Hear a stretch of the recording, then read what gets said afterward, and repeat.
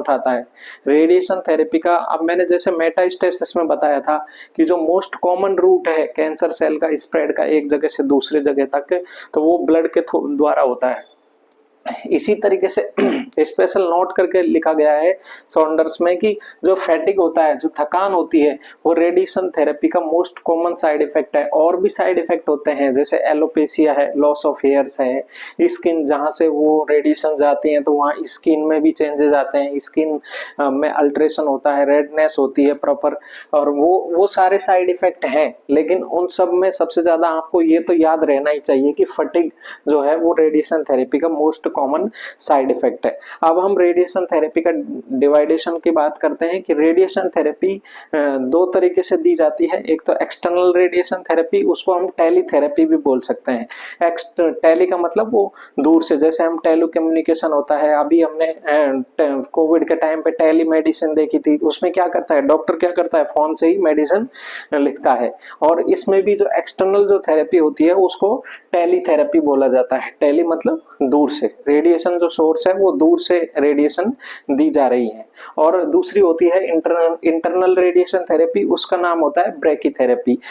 कई बार जैसे एनएचएम में, सीएचओ में, आरआरबी में नाम ही पूछ लिया जाता है कि इंटरनल रेडिएशन थेरेपी का अन्य नाम क्या है, तो उसका नाम है ब्रैकीथेरेपी, ठीक है। और एक्सटर्नल का नाम है टेलीथेरेपी। तो सबसे पहले हम बात करते हैं एक्सटर्नल रेडिएशन थेरेपी, टेलीथेरेपी। इसमें क्या होता है कि इसमें रेडिएशन होती है जो पर्टिकुलर जो कैंसर का पेशेंट होता है उसी को अफेक्ट करती है। इसमें तो क्या करते हैं हम, रेडिएशन जो सोर्स होता है वो हम बॉडी के अंदर डालते हैं, तो वो क्या करता है, वो दूसरों के ऊपर भी, जो एक तरीके से पेशेंट ही रेडियो एक्टिव हो जाता है, वो दूसरों को, पेशेंट के अंदर से ही वो रेडिएशन आती है, क्योंकि रेडिएशन सोर्स उसके बॉडी के अंदर है, उसके टिश्यू के अंदर है। और इसमें क्या करते हैं, हम बाहर से रेडिएशन देते हैं तो ये दूसरों को हार्म की संभावना इसमें नहीं रहती है। लेकिन स्किन की केयर इसमें बहुत इंपॉर्टेंट होता है।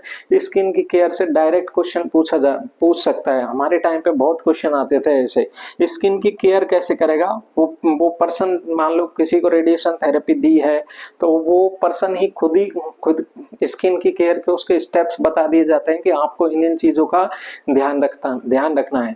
तो उसमें सबसे इंपॉर्टेंट चीज है कि किसी भी तरह का सॉप का यूज नहीं करना, किसी भी तरह के कॉस्मेटिक्स का यूज नहीं करना, माइल्ड सॉप यूज करना है, वार्म वाटर का यूज करना है, किसी भी प्रकार के कॉस्मेटिक्स का यूज नहीं करना, और बहुत ही मतलब जेंटल तरीके से, जो जहां से भी वो स्किन, जहां से जिस स्किन के पार्ट से वो रेडी